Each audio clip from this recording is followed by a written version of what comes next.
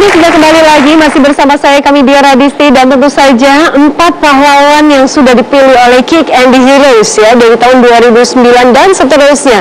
Kalau yang berikut ini kita akan bertemu dengan seorang pemuda yang menurut saya memiliki pemikiran yang sangat brilian sekali, yang tentu saja melalui Yayasan Pemimpin Anak Bangsa atau biasa dikenal dengan YPAB yang menyebarkan sekolah-sekolah gratis khususnya yang ada di Indonesia.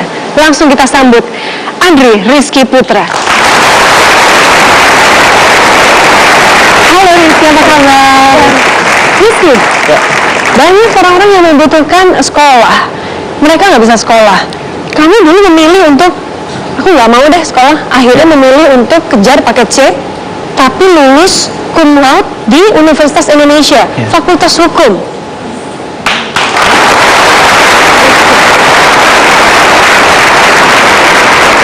Masih pada ingat ya semua dulu tayangannya? Gak lama soalnya, tahun 2015. Tahun lalu. Kita ingat kembali yuk seperti apa sih Andri Rizky Putra? Ini dia tayangannya.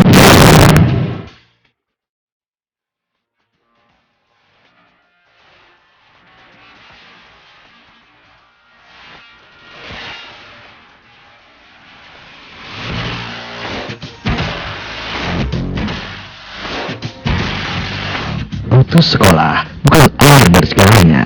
Setidaknya itu yang ditunjukkan oleh Andri Rizky Putra, pemuda kelahiran 20 Oktober 1990 ini, sukses lulus Universitas Indonesia dan lulus cum laude dari Fakultas Hukum. Dengan berbekal jasa paket C, kekecewaan terhadap modal mencontek dan modal pendidikan membuat Rizky menggagas Yayasan Pemimpin Anak Bangsa yang memberikan pengajaran secara gratis untuk anak-anak kurang mampu agar bisa mendapat ijazah kejar paket B dan C. Yayasan Pemimpin Anak Bangsa mengatakan pada yayasan kedua ini diberikan untuk membangun dan dengan karakter pemimpin bangsa. Berkat kegiatan di YPAB, Rizky berhasil meraih Kick and Hero pada 2015 lalu.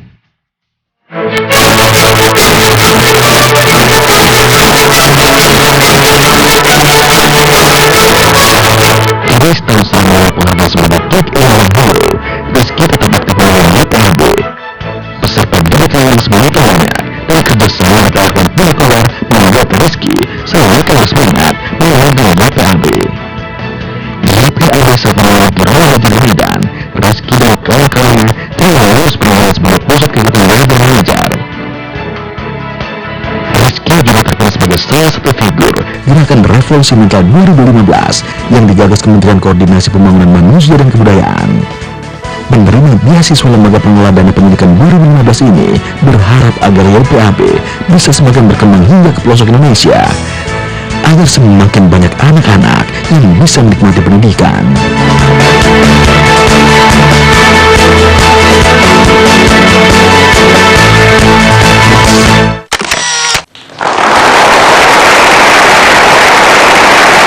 Kalau sekolah gratis yang di Medan itu adalah yang terbaru berarti ya?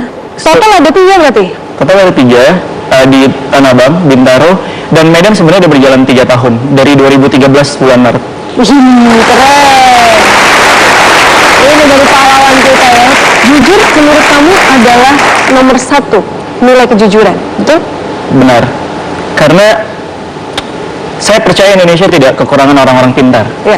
Kalau kita lihat tahanan KPK atau mereka yang mendekam di balik jeruji itu adalah orang-orang yang sangat pintar, namun mereka menyalahgunakan kepintaran mereka. Yang kita butuhkan adalah pemimpin-pemimpin yang duduk di pemerintahan dan menjalankan pemerintahan ini dengan jujur.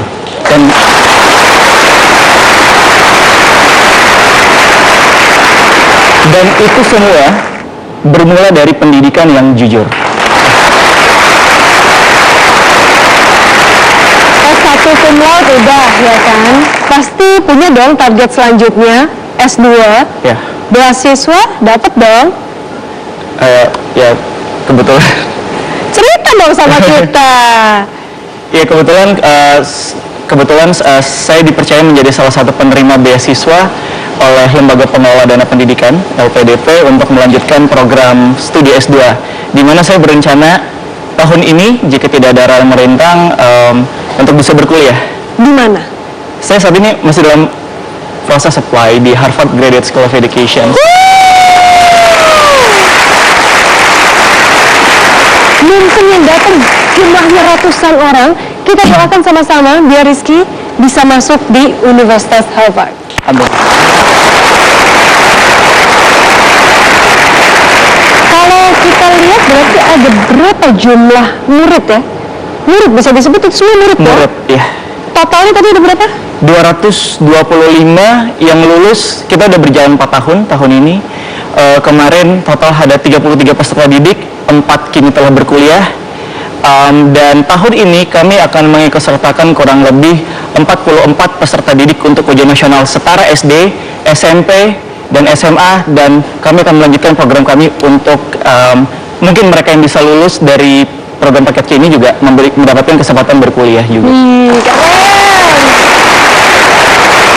Dikatakan tadi sudah ada yang berkuliah, ya kan? Lalu mereka yang sekarang ini sudah tidak menjadi anak didik, sudah kuliah, mereka masih sering nggak sih datang ke sekolah kamu? Nah, ini saya mau sedikit cerita nih. Jadi ada satu peserta didik, dia adalah asisten rumah tangga. Dia telah lulus. Dia bilang ke kakak-kakak tutor, ke kami semua, dia bilang, "Kak, saya itu sekarang udah nggak bisa berteman lagi dengan teman-teman saya yang sama-sama ART. Bukan apa-apa, ketika saya ngobrol itu nggak nyambung, Kak.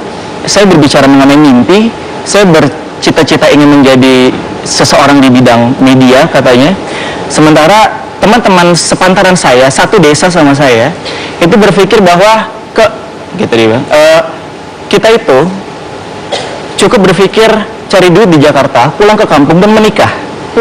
Itu saja, tidak usahlah berpikir untuk harus sekolah, bercita-cita tinggi dan sebagainya, sehingga murid kami yang ini dianggap sombong dan aneh. Jadi dia tetap datang dan saat ini dia mendapatkan beasiswa yang kami berikan bekerja sama dengan platform lain, berkuliah di jurusan komunikasi, dan dia telah beralih profesi saat ini. Dari sebelumnya asisten rumah tangga, sekarang dia menjadi community engagement manager untuk startup di bidang online giving platform bernama Indokasi. Yang pasti standar gajinya meningkat dong dari hanya seorang ART dan sekarang memiliki alih profesi yang lain. Mungkin itu satu poin yang orang awam akan lihat dari sisi kesejahteraan. Tapi saya pribadi melihatnya dari cara berpikir. Bagaimana seseorang ketika disentuh dengan pendidikan yang real, pola pikir mereka berubah. Mereka bisa melihat dunia itu tidak hanya dalam satu kacamata dan satu lensa, tapi mereka tahu bagaimana memimpin mereka diri sendiri dan kehidupan seperti apa yang ingin mereka jalani di dunia ini. Itulah bagi kami indikator keberhasilan kami sebagai tutor juga di Masih banyak yang ingin kita tanyakan sebenarnya ya, tapi waktunya cukup terbatas. Kita mau rehat dulu sejenak. Setelah yang satu ini, Kick Andy masih akan kembali lagi.